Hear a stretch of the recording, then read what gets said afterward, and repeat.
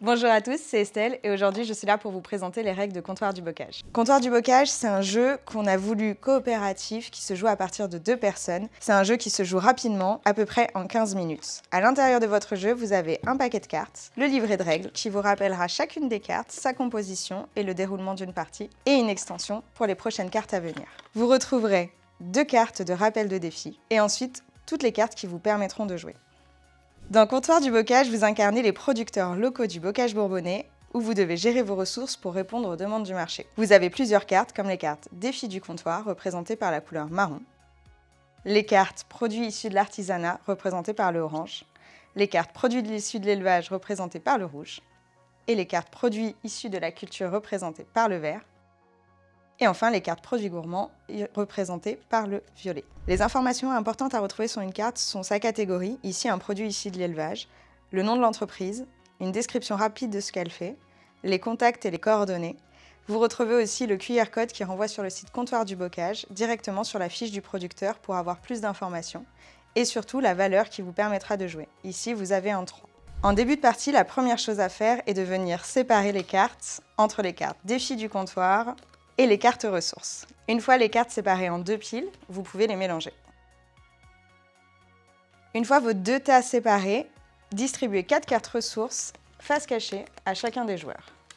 Puis disposez 4 cartes ressources face visible au milieu du jeu qui représentera le comptoir. Laissez la pioche à disposition pour les prochaines parties. Choisissez 2 cartes défis à venir retourner face visible au milieu de la table. Laissez la pioche également à disposition. Pour mieux comprendre cette partie, je vous propose que l'on joue face visible. C'est au joueur le plus âgé de toujours commencer la partie et de d'abord choisir de défausser une carte sur le comptoir pour venir répondre à l'un des défis du bocage. Pour vous aider dans les défis du bocage, vous retrouverez ces cartes rappel où vous avez toutes les sortes de défis.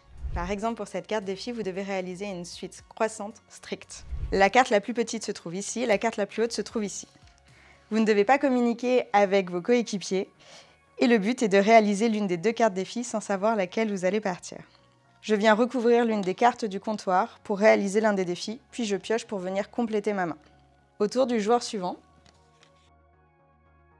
j'ai donc posé un 4 sur la 2e pile, le joueur d'en face a posé un 3 sur la première pile, ce qui équivaut à une suite croissante stricte 3, 4, 5, 6.